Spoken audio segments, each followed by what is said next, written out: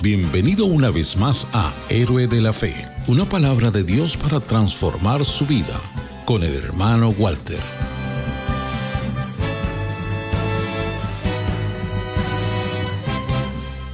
Hoy seguimos con Josué, conquistador de la tierra prometida. Hoy vamos a ver el paso del río Jordán. Dos pasajes que tienen mucho que ver con el programa de hoy. Josué capítulo 3, versículo 16. Las aguas que venían de arriba se pararon como en un montón bien lejos de la ciudad de Adán, que está al lado de Zaretán. Y las que descendían al mar de Arabá, el mar salado, se acabaron y fueron partidas, y el pueblo pasó frente a Jericó.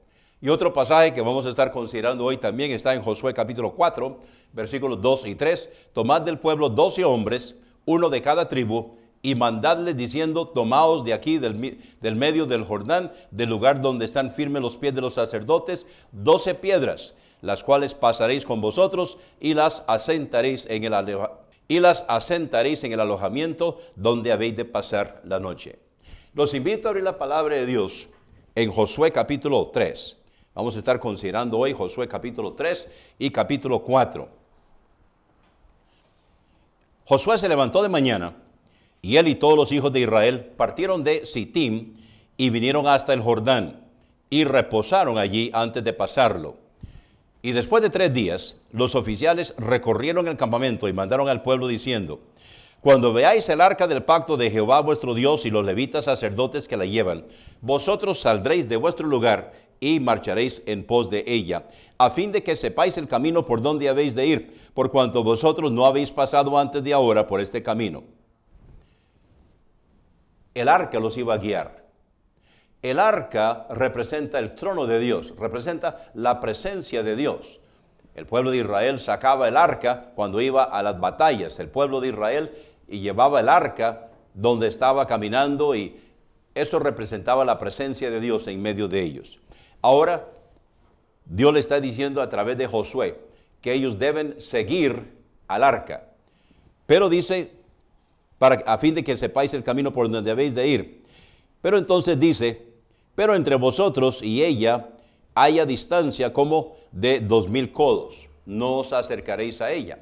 O sea, si el pueblo de Israel se acercaba al arca, rodeaban el arca, no lo podían seguir. Entonces necesitaban guardar una distancia, 2000 codos, unos 1000 metros en esta ocasión, para que puedan ver el arca y adelante, y el pueblo está siguiendo detrás para que puedan conocer el camino. Nosotros hoy necesitamos aprender a seguir la dirección de Dios en nuestras vidas. ¿Cómo sabemos nosotros la dirección de Dios? Está aquí en la palabra de Dios. Nosotros haremos bien en pasar tiempo con el Señor cada día. Leer la palabra de Dios, especialmente por la mañana, y luego estar meditando en ella durante el día. Dice el Salmo 119, 105, lámpara es a mis pies tu palabra y lumbrera a mi camino.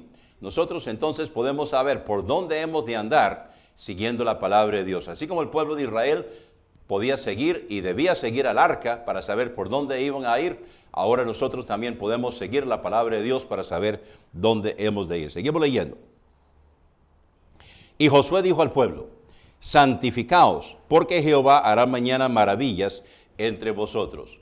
La santificación del pueblo era esencial para que Dios estuviera en medio de ellos. Si había pecado, Dios no los podía bendecir. Si había contaminación, Dios no los podía bendecir. Y nosotros necesitamos también estar repasando nuestra vida a la luz de la palabra de Dios. ¿Cómo sabemos nosotros cómo es que Dios nos ve? A través de su palabra. Cuando nosotros leemos la palabra de Dios, vemos que Dios nos está viendo así como nosotros estamos leyendo. Entonces, si hay contaminación, si hay pecado inconfeso, necesitamos arreglar eso para que podamos recibir las bendiciones y la dirección de Dios en nuestras vidas. Dice en 1 Juan 1:9, si confesamos nuestros pecados, Él es fiel y justo para perdonar nuestros pecados y limpiarnos de toda maldad. Dios iba a hacer maravillas, pero para que Dios pudiera hacer maravillas en Israel, ellos necesitaban santificarse. Por eso dice en Josué 3:5, Josué dijo al pueblo, santificaos, porque Jehová hará mañana maravillas entre vosotros. Y habló Josué a los sacerdotes diciendo, tomad el arca del pacto y pasad delante del pueblo. Y ellos tomaron el arca del pacto y fueron delante del pueblo. Desde este día comenzaré a engrandecerte delante de los ojos de todo Israel, para que entiendan que como estuve con Moisés, así estaré contigo. Tú pues mandarás a los sacerdotes que llevan el arca del pacto, diciendo, cuando hayáis entrado hasta el borde del agua del Jordán, pararéis en el Jordán.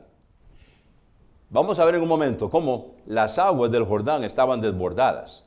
En esa época del año, las aguas se desbordaban. Ellos no podían pasar el río. No era el riachuelo de siempre, sino que en esta época del año el río Jordán estaba desbordado. Pero los que llevaban el arca tenían que meter los pies en el agua. Si ellos se hubieran quedado esperando a la orilla, ahí estarían todavía esperando. Ellos tenían que meter los pies en el agua. Nosotros a veces estamos buscando la dirección del Señor, pero tenemos que meter los pies en el agua para que Dios pueda hacer lo que Él ha dicho que va a hacer. Nosotros necesitamos confiar en el Señor, creer que Él nos va a dar lo que ha prometido que nos va a dar. Entonces les dice, cuando hayáis entrado hasta el borde del agua del Jordán, pararéis en el Jordán. Y Josué dijo a los hijos de Israel, acercaos y escuchad las palabras de Jehová vuestro Dios. Y añadió Josué, en esto conoceréis que el Dios viviente está en medio de vosotros, y que Él echará de delante de vosotros al cananeo, al eteo, al heveo, al fereceo, al gergeseo, al amorreo y al jebuseo. He aquí, el arca del pacto del Señor de toda la tierra pasará delante de vosotros en medio del Jordán. Otra cosa que debían hacer, debían recordar este día. Ellos iban a levantar un memorial para recordar el paso del Jordán. Dice aquí en el versículo 12, tomad pues ahora 12 hombres de las tribus de Israel, uno de cada tribu, eran príncipes de cada tribu. Y cuando las plantas de los pies de los sacerdotes que llevan el arca de Jehová, Señor de toda la tierra, se asienten en las aguas del Jordán, las aguas del Jordán se dividirán, porque las aguas que vienen de arriba se detendrán en un montón.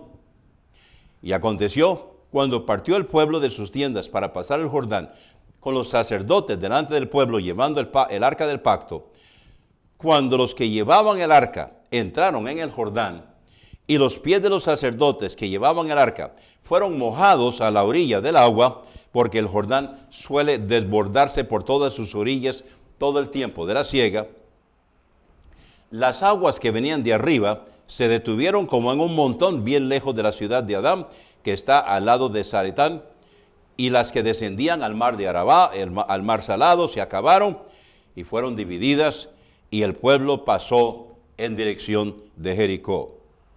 Mas los sacerdotes que llevaban el arca del pacto de Jehová estuvieron en seco, firmes en medio del Jordán, hasta que todo el pueblo hubo acabado de pasar el Jordán, y todo Israel pasó en seco. Seguimos leyendo en el capítulo 4. Cuando toda la gente hubo acabado de pasar el Jordán, Jehová habló a Josué diciendo, tomad del pueblo 12 hombres, uno de cada tribu, y mandadles diciendo, tomad de aquí, de en medio del Jordán, del lugar donde están firmes los pies de los sacerdotes, 12 piedras, las cuales pasaréis con vosotros, y levantadlas en el lugar donde habéis de pasar la noche. Entonces Josué llamó a los 12 hombres, a los cuales él había designado de entre los hijos de Israel, uno de cada tribu, y les dijo Josué, pasad delante del arca de Jehová vuestro Dios a la mitad del Jordán, y cada uno de vosotros tome una piedra sobre su hombro, conforme al número de las tribus de los hijos de Israel, para que esto sea señal entre vosotros. Dios va a levantar una señal, un monumento, un recuerdo del paso del Jordán. Y cuando vuestros hijos preguntaren a sus padres mañana diciendo, ¿qué significan estas piedras?, les responderéis que las aguas del Jordán fueron divididas delante del arca del pacto de Jehová.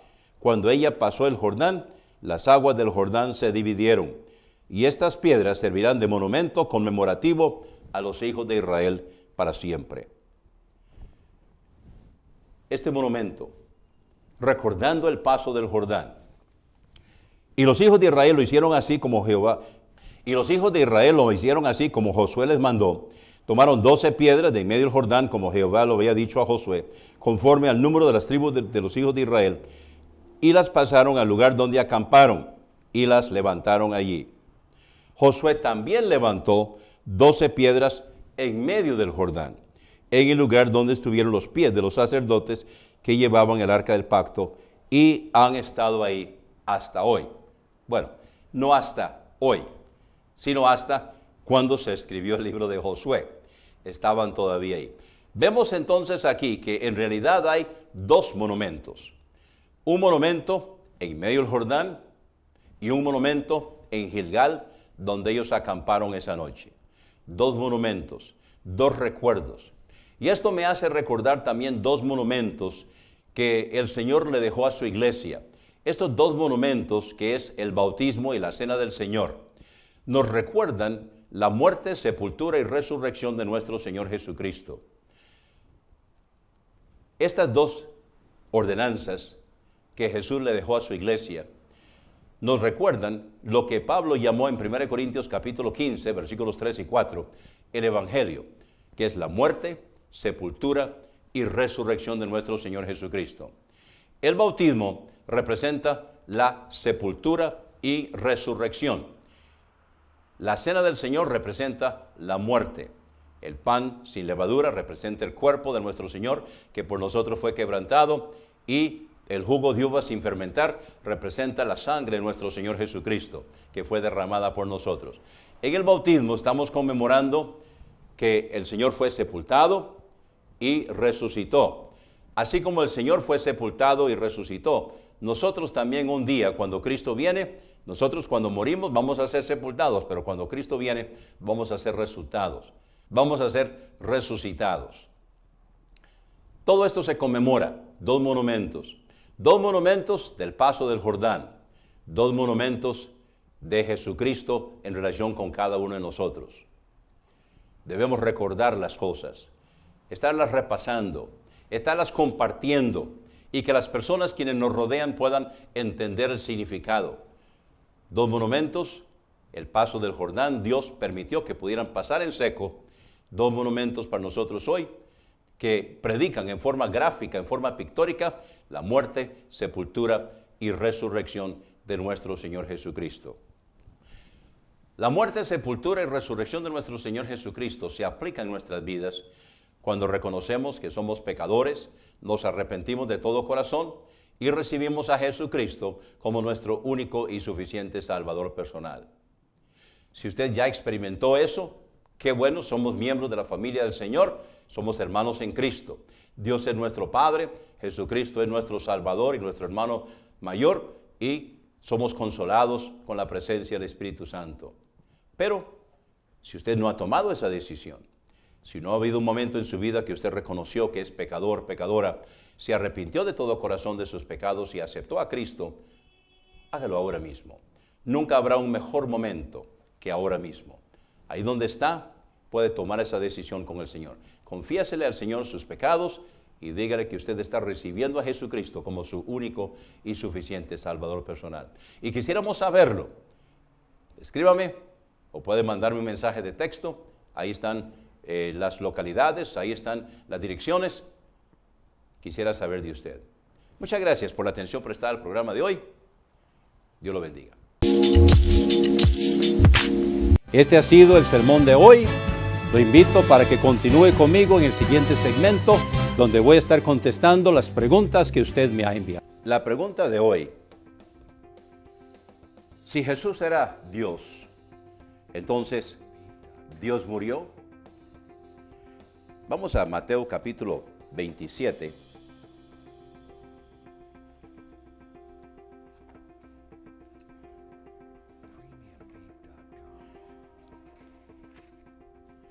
En Mateo capítulo 27, comenzando con el versículo 45, la ocasión aquí es Jesucristo en la cruz. Y desde la hora sexta hubo tinieblas sobre toda la tierra hasta la hora novena. Y cerca de la hora novena Jesús exclamó a gran voz diciendo: Elí, Elí, lama sabactani, esto es, Dios mío, ¿por qué me has desamparado? Y algunos de los que estaban ahí oyéndolo decía, a Elías llama a este. Y enseguida, corriendo uno de ellos, tomó una esponja y la empapó de vinagre y poniéndola en una caña le dio de beber. Los otros decían, deja, veamos si viene Elías a librarlo. Mas Jesús, habiendo clamado otra vez a gran voz, entregó el Espíritu. La noche anterior, Jesús sufrió la agonía, lo que llamamos la pasión, porque como hombre, Él estaba pensando lo que iba a sufrir, lo que iba a padecer. Él iba a morir en lugar de todos los hombres. Él iba a tomar el lugar de usted y de mí en la cruz del Calvario. Pero hay algo más, porque Jesucristo era Dios. Cuando Jesucristo, como hombre, asumió el papel de pecado, no pecador, pero pecado, asumió el pecado del mundo sobre sí, Dios tuvo que interrumpir la comunión con Él. Esas son las tinieblas, por eso dice aquí, desde la hora sexta hubo tinieblas sobre toda la tierra hasta la hora novena. En esas 3 horas, donde el Padre quedó separado de su Hijo y donde Él exclamó, Dios mío, ¿por qué me has desamparado? Sabiendo la respuesta, porque Dios tuvo que volverle la espalda. Entonces, el Dios hecho hombre estaba muriendo con el pecado del mundo. Ahora, esa separación también hizo que Jesucristo quedara con toda la culpa suya y con toda la culpa mía, y no podía tener la comunión con el Padre. Ahora vamos a Lucas capítulo 23, donde Lucas nos habla un poquito con más detalle algunas cosas aquí. En Lucas capítulo 23, y comenzando con el versículo 44, dice, cuando era como la hora sexta, hubo tinieblas sobre toda la tierra hasta la hora novena, y el sol se oscureció y el velo del templo se rasgó por la mitad. Entonces Jesús, clamando a gran voz, dijo, Padre, en tus manos encomiendo mi espíritu. Y habiendo dicho esto, expiró. Entonces comparemos el relato de Mateo con el relato de Lucas. Mateo nos relata de cómo él dijo, Dios mío, ¿por qué me has desamparado? Hubo una separación, hubo una muerte, por decirlo así, donde Jesucristo quedó separado de su Padre. Él murió espiritualmente hablando. Él quedó separado de su Padre porque Él estaba asumiendo el pecado de todo el mundo. Durante esas 3 horas, Jesucristo, que era Dios, pudo resumir toda la eternidad de separación de Dios. Y entonces finalmente, cuando habían concluido ese espacio, entonces se restableció otra vez la comunión. Cuando se hubo pagado el precio, entonces se pudo resumir la comunión. Y entonces es cuando dice aquí en Lucas 23, 46, entonces Jesús, clamando a gran voz, dijo, Padre, en tus manos encomiendo mi espíritu. O sea, Jesucristo había muerto espiritualmente porque llevaba el pecado del mundo encima. Y luego, ahora Él se restablece la comunión y Él dice, Padre, en tus manos encomiendo mi espíritu. Y habiendo dicho esto, expiró. ¿Murió Dios? No. Dios no puede morir, Dios es eterno. Murió el hombre, Jesucristo. El mismo hombre que pagó el precio por nuestros pecados. El mismo hombre que Pablo escribió a Timoteo, de que Él es el que intercede por nosotros. Él es nuestro intercesor, Él es nuestro mediador, porque hay un solo Dios y un solo hombre. Pablo le dijo a Timoteo, porque hay un solo Dios y un solo mediador entre Dios y los hombres, Jesucristo, hombre. O sea, no es el Jesucristo Dios el mediador, es el Jesucristo hombre, el que murió en la cruz por nosotros. Él pagó el precio. Entonces, ¿murió Dios? No, murió el hombre. Pagó el precio por nuestros pecados. Porque Dios tenía que proveer el precio. Dios tenía que proveer la persona, pero tenía que ser un hombre quien pagara la deuda, porque era el hombre que la debe. Entonces, un hombre tenía que proveerla, el hombre tenía que morir, pero tenía que ser un hombre provisto por Dios. Quien murió en la cruz fue Jesucristo, hombre. Muchas gracias por la pregunta de hoy. Estoy esperando la suya. Gracias por su sintonía. Lo esperamos cada mañana de lunes a viernes a las 10 en su programa Héroe de la Fe con el hermano Walter. El único requisito es creer.